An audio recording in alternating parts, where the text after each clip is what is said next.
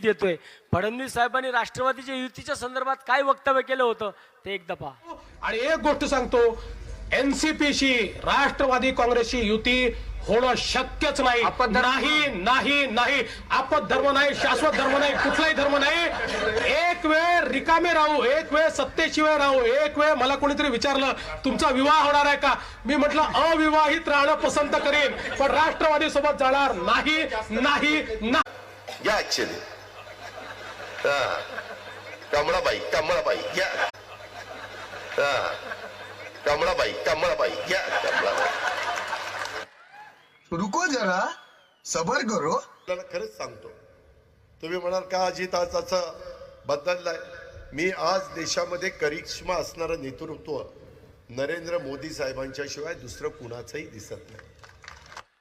म्हणजे अच्छे दिन या राज्यामध्ये आले